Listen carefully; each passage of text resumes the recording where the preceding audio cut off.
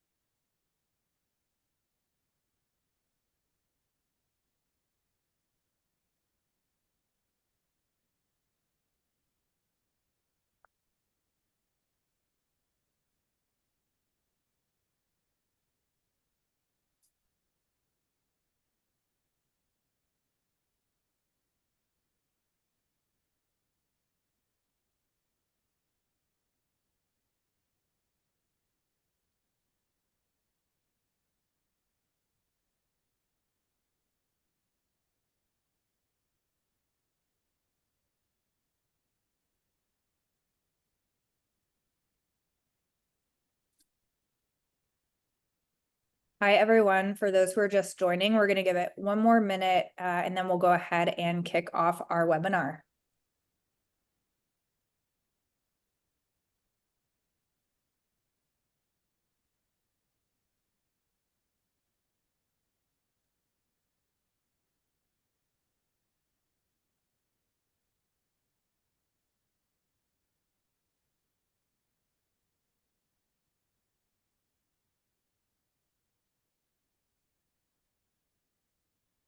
All right, we're ready to go ahead and get started. Welcome everyone to our webinar.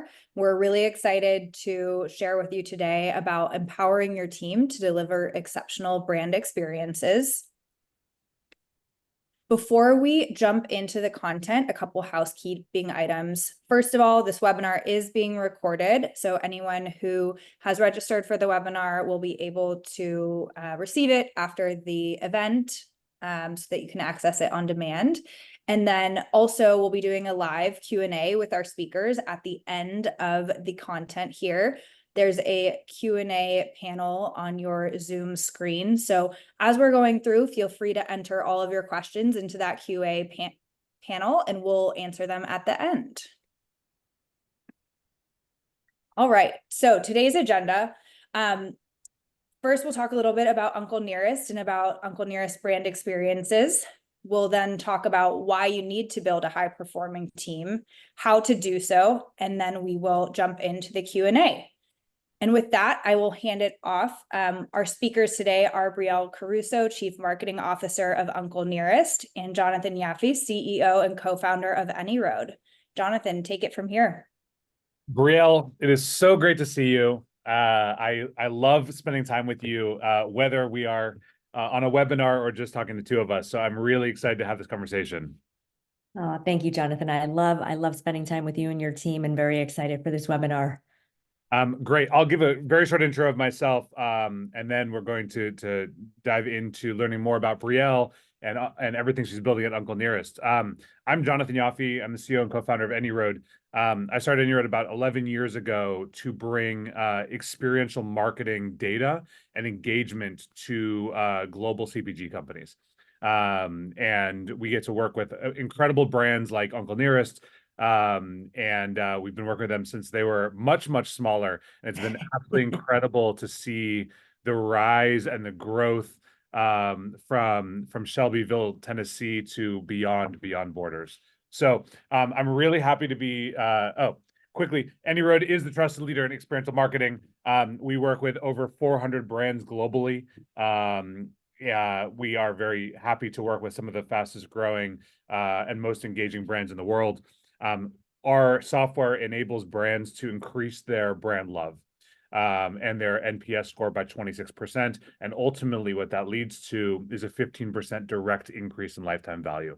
So it's not just about the events, it's not just about the experiences themselves, but it actually drives significant revenue in the form of hundreds of millions and billions of dollars for a lot of these organizations in growth. And so we're very proud of what we built, and we're always looking at how can we better enable these 400 brands to engage much more deeply with their consumers in a world that you can't just stick people on an email list anymore. So that's a little bit about AnyRoad, but we're really here to talk about Brielle. So Brielle is the CMO of Uncle Nearest. She has an illustrious career that she's going to tell us a little bit more about.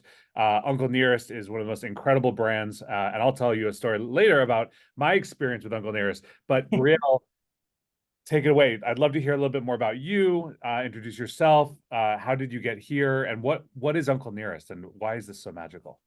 Oh, well, thank you, Jonathan, again, and thank you for everybody that's joining this. Really quick, there were 2 slides before where you were showing the brands you work with, and the name Caruso was on there. So after this seminar, I need to hear more about that company because that is my last name. But a little bit about me. I've been in wine and spirits for 18 years doing marketing, so I feel like I've totally dated myself. I've had an amazing journey. It's been an honor to work with some of the best brands in the world.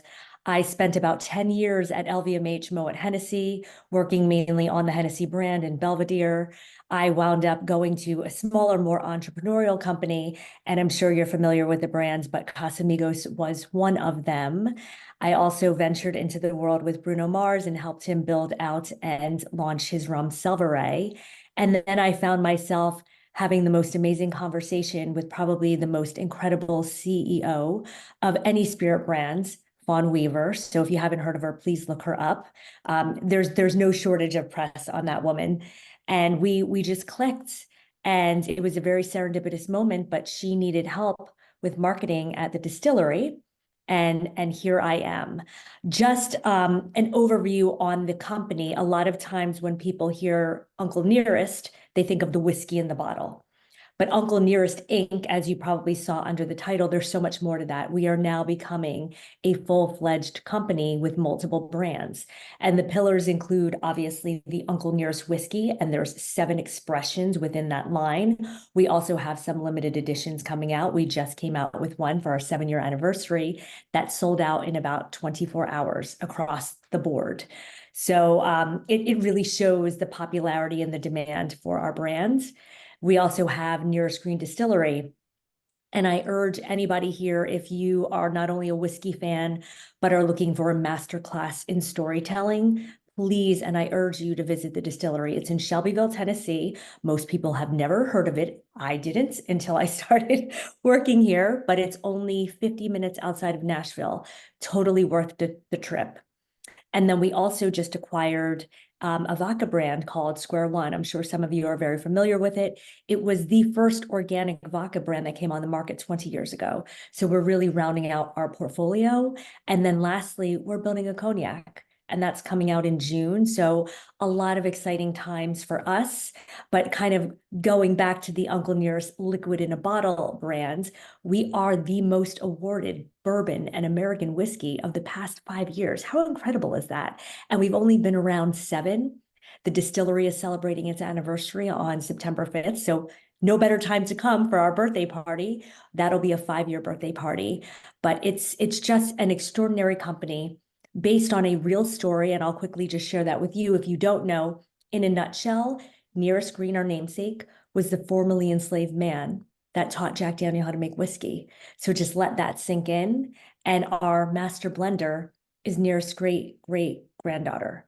So it's just built on history. It's built on love. It's built on honor and respect. And that is our ethos as we build this company. Amazing, amazing. When I first got down to Shelbyville, I was a fan already of yours and Fawn's, and we were already working together for years. And I, have some bottles at home of that I love to pour for friends. But the magic of actually just being down at the distillery, one, you need more wall space because these awards are just like it's insane. all the walls. And secondly, it's really incredible to have a culture that keeps pushing the boundaries. Yes. Not only is the team extremely engaged and absolutely loves their jobs, but like you all built the longest bar in the world, 518 linear feet. which I mean, completely unnecessary, but just that culture of always pushing the boundaries Yep. goes beyond. So we're here to talk about building a high performing team, and without this high performing team, you would not be able to do any of this. So Absolutely. first, why? Why is it so important to build a high performing team rather than just go out and have people who can execute on the plans? Well, the truth is, brands can't build themselves. People build brands. And if you have a high performing team, you're going to have a high performing brand, period. But how do you get those high performing teams? It's building a proper culture. And I will say, I've had amazing experiences in all of my past roles, but in this particular company, culture comes first. We do not hire people through recruiting agencies. It's truly word of mouth because we trust our people so much and who they're going to bring in because our people know our culture. Our people are our culture. So building what that culture is, and it's not the same for anyone, right? Or any brand. People, I remember when Google came out and everybody was buzzing about, oh my God, the way they do things, right? Their culture. I think that was really the start of, oh, you can really build this brand culture and get people involved and wanting to be a part of it for that reason. But I think brands have realized maybe that version of culture is not for me. You have to stay true to your brand ethos and your beliefs and build it from there. I also think when you are building these cultures and the brands ultimately, that allows for innovation. Because with a strong team, with leadership also helping embolden them to dream big and to fail hard. That is actually one of our CEO's mantras all the time. She goes, dream big, fail harder. Because the truth is, we are all going to fail. And there is nothing wrong with that at all. Because essentially, you've never really failed unless you give up. So as long as you keep trying and your heart is in it and you're working, and with a great culture, you're working to make sure that you're helping your team out, that helps birth innovation. And every brand needs innovation. You cannot be stagnant for too long. I think a lot of times I've seen companies just throw out the word, we need to innovate, we need to innovate. Well, there's no inspiration around me to innovate. There's no tools around me to innovate. There's also no vision from leadership to innovate. So how am I going to do that? And that's where it comes down to culture. Same thing with fostering creativity. Creativity doesn't mean I'm going to write a beautiful brief and talk to an agency, or we're going to build out this new program or idea. Creativity is just, how do I want this company to be? Because everyone is a stakeholder in it. And that is a good culture as well. We are all invested in this company. What we do day to day represents this company, represents this brand.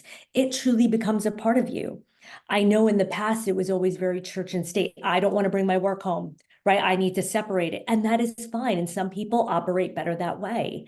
But I'll use our company since we're talking about that. We don't do that. We are very much a whiskey family, as we call it. We're checking on each other. We know each other's families' names, right? We know what's going on in each other's lives. That brings the camaraderie together even closer and allows for more creativity and love and inspiration to create the innovations that's going to make your brand even more profitable. Love it. And then I would also say productivity and efficiency. I mean, efficiency, right? There's so much going on in this world. And I'm going to say, and Jonathan, I think you'll feel this way too. We were kind of lucky because we didn't have all the cell phones. We didn't have all the technology. I mean, when you shut your computer after a certain time, nobody could really reach you unless they called you on like a house line, which is like bizarre to think. Or send you a And fax. now this younger generation and ourselves, we are inundated with so much. You're getting a text message, you're getting an email, you're getting a phone call, you're getting a Slack, all these new applications. It's like, how do you keep up? But when you have a good culture, you have those discussions and you actually say, what works best for us? How can we be the most productive? Because the beauty of this, and we'll get into it in a little bit, is technology can help you become more efficient. However, you have to find the right platforms that work for your group and work for your objectives. And then lastly, all of this, right? If you have an amazing company culture, and it's not going to happen overnight, right? Somebody can't walk in and say, we're going to have a great company culture today. Let's have a luncheon, okay? And now I expect innovation. It doesn't work like that. From leadership, they have to want it. They have to provide the resources necessary to make sure that their team has everything they need. And from there, as the team builds the trust in leadership and the trust in each other, the innovation, the creativity, the efficiency, and ultimately increasing profitability will inevitably happen. How, taking that one step a little bit deeper, how do you know whether your team is a high performing team, right? If there are people listening here who are saying, hey, I think I'm doing this, like whether these are metrics or accountability or like how do you kind of assess the performance of your team just to make sure that this is people are all running the same direction at the right speed at the right quality? Yeah, absolutely. So as a CMO, I can't be involved in everything. And Sure. I have to trust the individual departments to be able to do their job and do it with excellence. So when I see that happening, when I see the results happening, that's wow, okay, everybody's really working together. The team is high performing. Second to that is when I see the team doing their job, but also coming back with ideas and coming back with enhancements or raising their hand and saying, it's time for us to pivot. We have tried this, because they are truly their own entrepreneurs, right? We are in a small company. We are all entrepreneurs in many ways, but the younger team, right? Some of the more junior levels, they are truly entrepreneurs owning their own piece of the business. And when they can operate like that, that's telling me we have a high performing team. They're talking to each other. Things are working. Everything is timely and in budget. And if there are issues, they come together to say, here's how we're going to fix it. It's not, here's the problem. Oh my God, we don't know what to do. It's, here's the problem and here's solutions. What do you recommend we do? And then simply from a metric standpoint, you're making your numbers. And there's instances, and let's be real, there's instances we don't make our numbers, okay? There's years that you don't meet the forecast. That's okay too. But then as a high-performing team, what have we learned from this year? We thought this was going to get us there. It didn't. Should we continue doing it and pivot in a way? What do we eliminate? And now, from everything we saw this year and what we know, because we are now more educated after another year of doing this, what else can we do to meet these goals? Absolutely. And so when you find the right people, right, which you get mostly through referrals, you build this network, people want to bring in the best people that they know, and you build this team. And you just said one of your goals is getting them to have enough autonomy that they can really Yes. drive a lot of this, and you can't be involved in every single decision. So you need that cultural kind of permeation across every bit of the company. Yep. But you also need to empower them with the right tools, the right Absolutely. training, the right support. Like Yes. how do you do that at this kind of scale? So I think the first, as soon as they start a company, you need to onboard them. And I think that's a big mistake a lot of people make. They're like, oh, we're just going to throw you into the fire. Good luck. And no, that's not how it is, because they're not going to understand the culture either unless they're onboarded. They get a glimpse of it, obviously, through the interview process, through the person that probably referred them, but you don't know until you know. You don't know until you're there. So I think a proper onboarding document, right, making sure, and process, meeting the key people is very important. I think understanding your role and what is expected of you is really important. I've encountered so many times when people are like, I don't know what I'm doing, and I don't know what I'm expected to do, but I just got a project and I guess I have to do that. No, you have to have those check-ins. And for every manager, you have to check in at least twice a year, the halfway point and at the end. Because here's the other thing. Nobody's a mind reader, right? Your boss could be really frustrated with maybe how you're managing the work or whatever it may be. But if you don't have that conversation, they're never going to know. And a quote that somebody gave me that really hit me when I was getting really frustrated one time is, nobody wakes up in the morning ready to piss you off. They don't. They're waking up thinking, I'm doing the best version that I can. So what you have to do is you have to have that conversation with them, and vice versa. As an executive, I also ask my team, give me feedback. I am not perfect. I am not good at everything, and I do not pretend to be. I can continue to learn. I have a remarkable team around me that can also give me insight into maybe Brielle could have done this better. It's not taking offense. It's not personal. It's business. At the end of the day, what's best for the business is how you filter your decisions, and that is how you move forward. Yeah, it is all about the people. This is something that we say a lot here at AnyRoad too. It's like, we can build incredible technology, we can be a data company, we can pivot, we can, build new products, but ultimately it's all about the people and how we nurture them. One great thing, when I took a tour down in Shelbyville at Uncle Nearest with Terrell, shout out Terrell, he was amazing. He's amazing. We ended up in this room, and the walls are just plastered with photos of all of the early employees of Uncle Nearest. Yep. And it really, to me, it was like very powerful, because you just saw this incredible facility, and you get to taste all these incredible whiskeys, and you get to learn a lot of history, and it's a little bit of whiskey and a lot of stories, and it's just really involved. And then it's like, but it is about the people, and here are the people that actually built this. And it was such a kind of a poignant like ending to this incredible tour. So yes, about the people, but it's also about, we talked about some of the tools and some of the training and the leadership. How does technology play into supporting your team and your strategy, and how do you utilize that to turbocharge this? So technology can never take place of the people. I don't care what anybody says. We may have robots and Terminators in the future. It cannot take place of the people. I firmly believe that, but it can certainly help us out.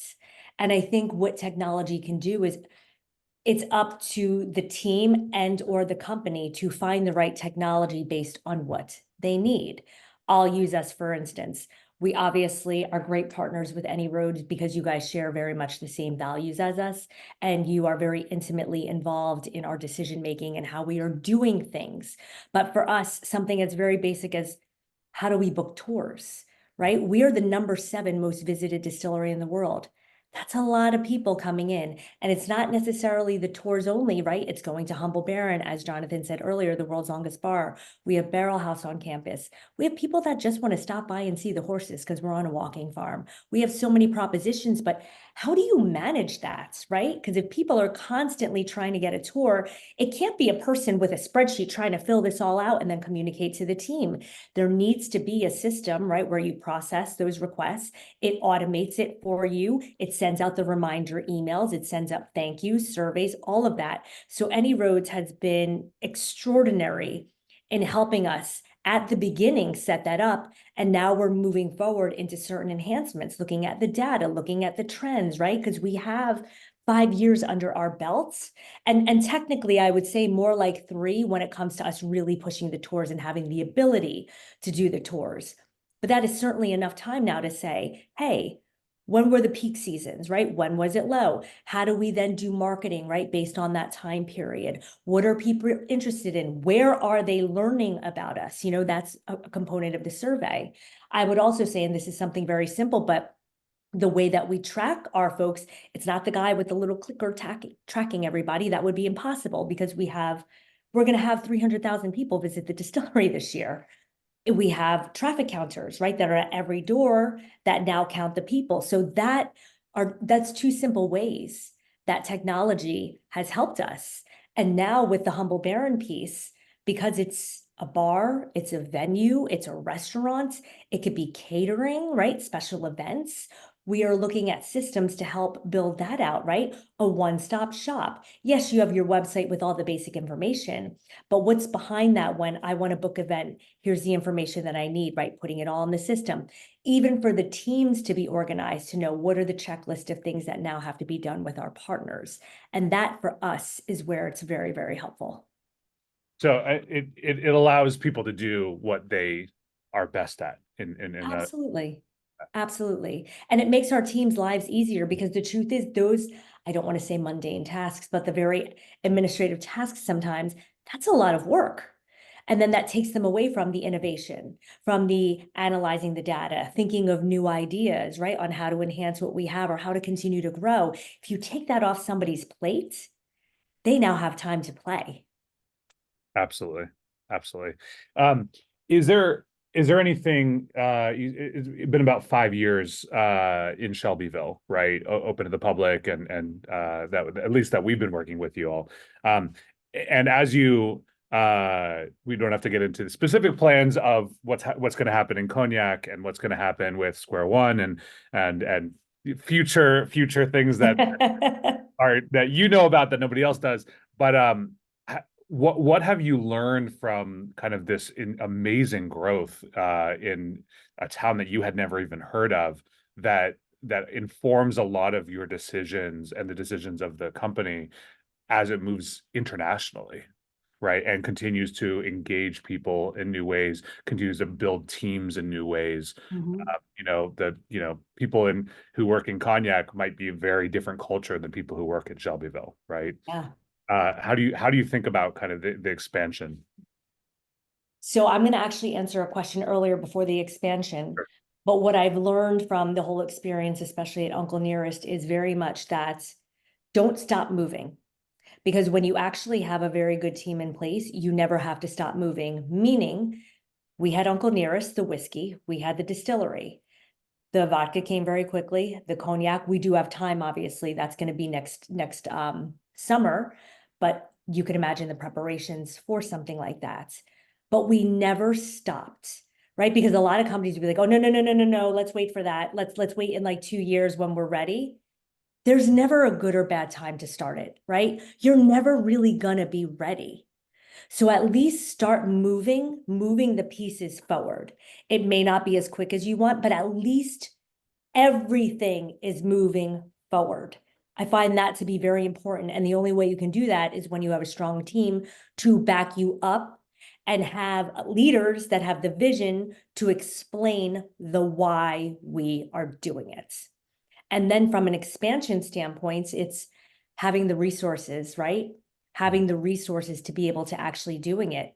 One is having the finances to be able to explore new markets.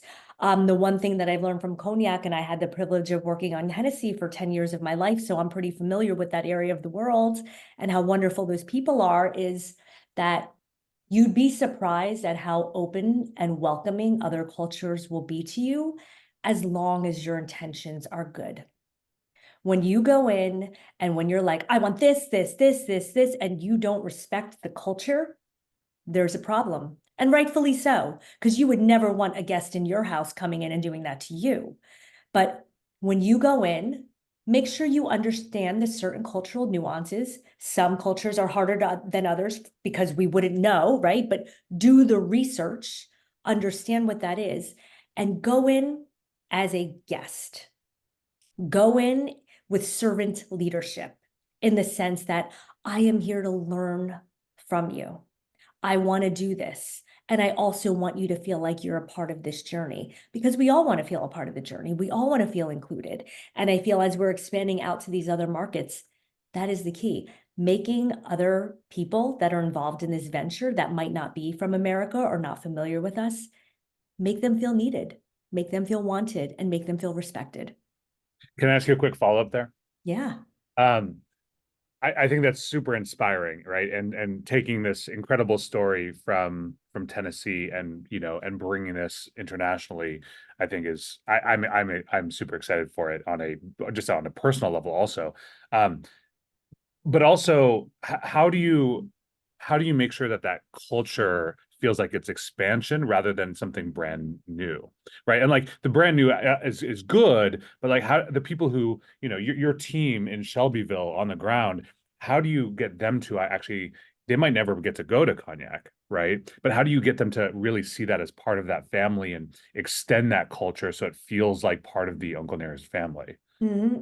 Well, we are taking a lot of people to Cognac. Oh, okay. Because we do feel that you will never understand it until you go. Same thing when I talk to everybody that loves Uncle Nearest. You love the brand and the whiskey is liquid gold, but you're never going to understand the brand until you go home. right? Until you go to the home. So it's very important for us to make sure, and that is a big investment, but that's again, an investment in your people, your culture, your team, that they all need to see it firsthand in some capacity. It will not all be at once. There will obviously be stages of it, but giving people the ability to see it firsthand. Amazing. Amazing. We have a couple questions here. If you do have questions, we would love to answer them. First question, how do you use brand home feedback to help train employees more specifically and make sure that we are, constantly course correcting? So, like I said, that really comes from an onboarding documents. It starts there, right? So they understand the processes and how we do things. And the truth is, we constantly have one-on-ones with our team all the time. That's one thing that we are very, very, we manage that very well. A lot of companies will not do that. And we make sure that we have those types of conversations. What do you need, right? Where do you need to be course corrected? How can I help you? How can I be there to support? The conversations are never from me to my team, like, this is what you have to do. It's more, what can I do for you to help you? So the communication lines are always open. We also have a lot of SOP documents, and sometimes that can be exhausting. They can be exhausting to write it, but I'll tell you, once you do finish it and you kind of have that template, it helps so much across the business, right? SOP for finance, SOP for legal, SOP for how the welcome center works, SOP for how marketing in general, right? Like how we build plans. I think that can eliminate a lot of those concerns or questions or things coming up. There is a document for people to go through. And further to that, if you send a bunch of SOPs to people or an onboarding, they're not going to read it. And we know this to be true. So what you do is you dedicate the time for maybe 2 hours, right? It's a big luncheon. Send people, because a lot of people are remote now, send them Uber gift cards, right? Grab some lunch and let's go through them together. And it should be leadership that is explaining it, because that also shows that leadership is invested in it. Absolutely. How big is the team now? The team is probably like 60-ish. Yeah, we've got a pretty good team. That's incredible. That's Yeah. We have another question coming in. You touched briefly on the elements of a high priority team. When you're hiring new folks for your team, what's the most important thing to look for? So this is probably an answer I shouldn't say, but none of us ever interview with a resume. We're never like, okay, so you worked here for how many years? Tell me about your strengths and weaknesses, like the classic. We sit with them and we talk to them. We literally talk to them like a human being. Tell me about your life. Tell me about your family. What are your hobbies? What do you like to do? Because that automatically tells us, because that's how we are. That's just how we are. And none of our meetings ever start off with, here's the agenda and here we go. It's like, hey guys, how you doing? Checking in on everybody. So if they can't be comfortable with that, we know. We automatically know. So that's kind of our litmus test. Mhm. Truly, your resume tells me that you know how to do your job. You know how to do the technical skills. I have no doubt about it. And we know a lot of people in the industry. So we could, of course, call somebody and be like, have you ever worked with this person? How are they? But when it comes to meeting them, it's just that comfort and that vibe. But again, that's how we do it. I can't say that that's going to work for everybody else. If there's certain things that you know that you need your teams to own, then you have to be looking for that. Mhm. Do you score people like with a matrix type style, or is it a lot more kind of you just know when you see it and gut feeling because you've been in this world for a long time? Gut feeling. I know so many people be like, oh my God, I can't believe you said that, but it's true. And we've never made a mistake. We haven't made any mistakes. It's pretty amazing. We know good people when we see them. Should teach a masterclass on this and add another. another how do you measure, another question that's come in? Great questions. Keep them coming. How do you measure the success of your team? And more importantly, how do you rally them around all these shared goals? Yeah. So success of team, that they all get along and that there's no, excuse my language, bullshit. There's no rumors. There's no talking behind backs, right? They all get along and they keep that culture alive in everything they do. Second, whatever their job is, they do it with excellence. I will tell you, every time somebody comes on a tour, and we never let anybody know if there's I'm not even going to say a VIP because everybody's a VIP that comes. And we've said that to them. They will never know if somebody of high authority or prestige or whatever you want to call it is coming, because they treat everybody the same way. So we demand excellence, and they know that, and they want to do that. So that's another way that we make sure that we're monitoring and making sure things are still going well. And then could you tell me the last part of that question Yeah. again? How do you, when you have kind of company goals, how do you rally everyone around it and make sure that everyone is running the same direction Yeah. and excited about where they're going? So me personally, what I've done is I take my team away, because this is the planning sessions. This is very much planning sessions. And in the fall of the previous year, when the plan is going to happen, I take them away somewhere completely offsite, because you cannot be in the space that you're working with the distractions to think blue sky, right? We spend about 2.5 days together where we go through all of our pain points first, right? All the complaints, get it all out. And you're allowed to, and it feels good, right? How are we going to fix it? What worked, what didn't? And then we start carving the plan. Then from that kind of structural outline that we do, we have a second meeting. And last year I had the ability to, and again, you can't always do this financially, so there's certainly other ways to do it. I invited them all to my house. I invited my team to my house because they are family to me. I love them. I want them to know my family. My mom cooked us dinner. And then we had a really nice time in Manhattan for the second day to kind of celebrate the achievement of building out the plan together. That's awesome. And I assume that has a direct, correlation and causation with actually them being successful. Absolutely, because they all feel invested now, and we know each other. Because I mean, at least when I was growing up, my father and mother never had a boss that they were close to like that, right? Bosses were like, I don't share any personal information with you. You do what you need to do, and that's it. And I think the beauty of now is we have the ability to be kind, right? We have the ability to open up. We also have the ability, dare I say it, to be vulnerable. There is nothing wrong with that. We are human beings. Like, nobody wants to see a person that's constantly, I'm perfect, I'm perfect. I get up in the morning at 5 a.m., I exercise, I eat perfectly, I do everything perfectly. You're just like, that's exhausting. Exhausting and not real. I mean, that's And like not maybe that's real. the Instagram version of ourselves, but that's Correct. And really that's who. not the real thing. We're human beings. And I think if your team sees that you're a human being and you carry empathy, which is extremely important, and a bit of that emotional intelligence, Yeah. that goes a long way. But that also means to the leaders, you have to care. Caring and being happy is not a strategy. It's what you should be. Awesome. How else do you, I mean, not every organization can take their Of whole course, to absolutely. New York and New Jersey, Absolutely. and what like how else do you kind of build that team building, like on location at Yeah. every day?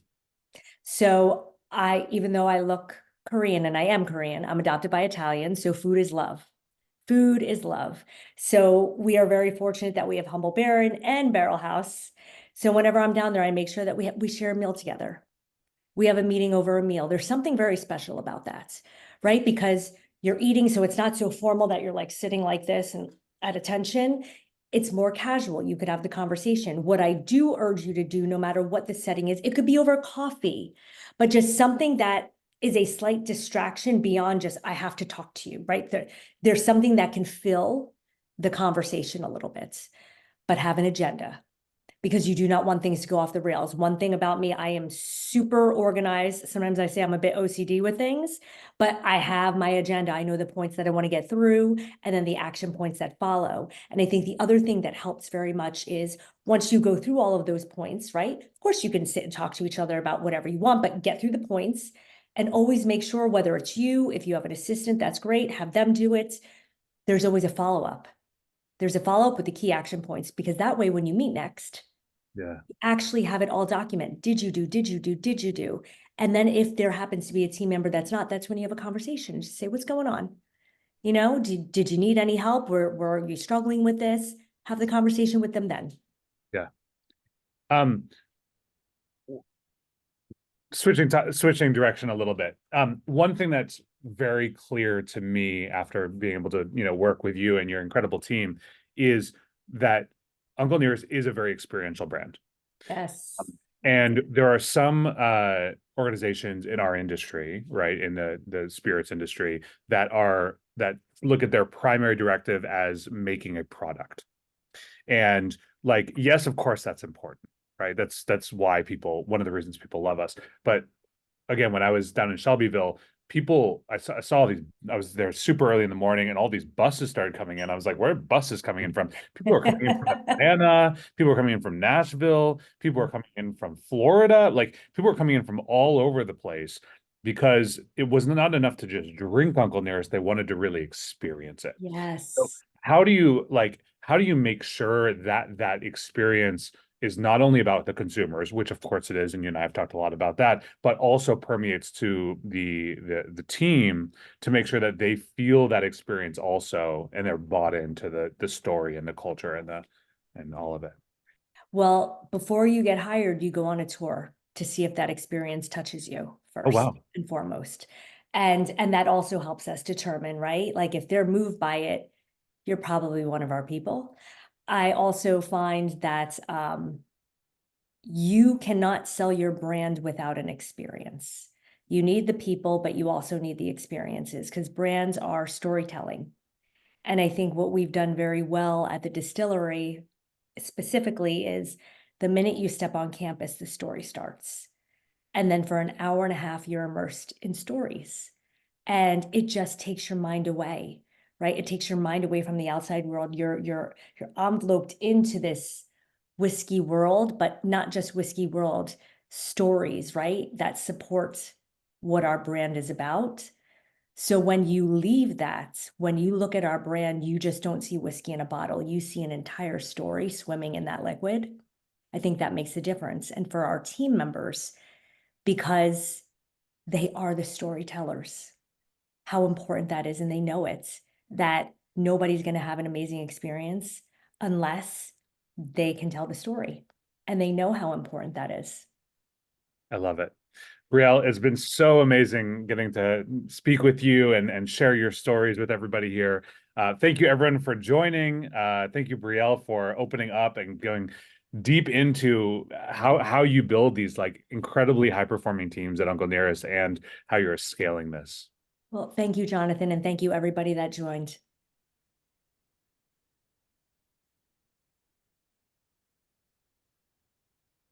All right.